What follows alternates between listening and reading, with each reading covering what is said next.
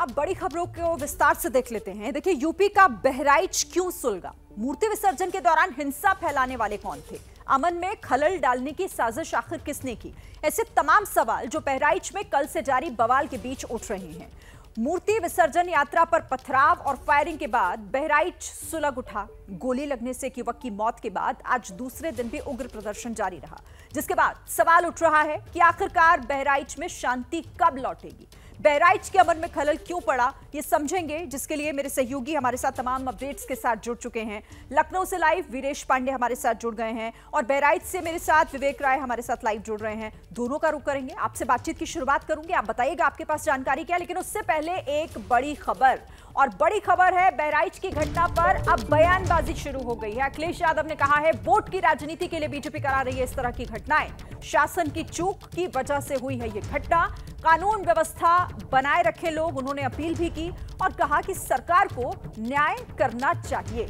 अखिलेश यादव का बहराइच की घटना पर यह बयान, और कहा कि शासन की चूक इसके पीछे की सबसे बड़ी वजह। में ये प्रोसेशन निकलने का काम शुरू हुआ, कम से कम प्रशासन को इस बात का ध्यान रखना चाहिए था कि जो प्रोसेशन निकल रहा है उसका रूट क्या है, रूट पे पूरी सुरक्षा है कि नहीं है, पर्याप्त पुलिस है कि नहीं है। लेकिन कम से कम प्रशासन को ये ध्यान रखना चाहिए था कि आखिरकार क्या बजा रहे हैं, क्या किसी को अपमानित कर रहे हैं। तो ये पूरी जिम्मेदारी शासन की थी, सरकार की थी। शासन की चूक की वजह से इतनी बड़ी घटना हुई।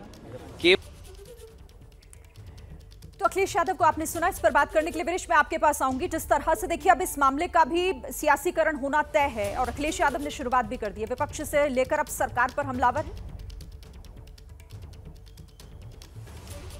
निश्चित रूप से जब ये सरकार कानून व्यवस्था की बात करती है, 2022 का चुनाव कानून व्यवस्था पर जीतती है और ये दावा करती है कि कोई दंगा नहीं हुआ, कोई फसाद नहीं हुआ 2017 से, और कानून व्यवस्था एकदम इस प्रदेश में सबसे बेहतर है और देश में एक मॉडल है। यानी जब हम योगी मॉडल की बात करते हैं तो कानून व्यवस्था को ही सबसे ऊपर रखते हैं। बाबा का शासन, बुलडोजर का शासन का मतलब है कानून व्यवस्था। तो ऐसे में कानून व्यवस्था बिगड़ती है तो विपक्ष उस पर निशाना साधता है, क्योंकि जो आपकी यूएसपी है, जो आपका सबसे बड़ा मार्क है, अगर उस पे सवाल खड़ा होता है, अगर वो कहीं विचलित होता है तो विपक्ष राजनीति करने के लिए बैठा हुआ है। आप मौका देंगे तो राजनीति होगी और मौका मिला है बहराइच से, और बहराइच से जो उपद्रव हुआ है, हिंसा हुआ है, वो कानून व्यवस्था को लेकर सवाल खड़े करते हैं। इसलिए अखिलेश यादव ने वो सवाल खड़े दम भरती है यूपी सरकार, और इसीलिए विपक्ष के लिए तो ये एक मौका है और इस पर सरकार से जवाब की मांग भी की जा रही है।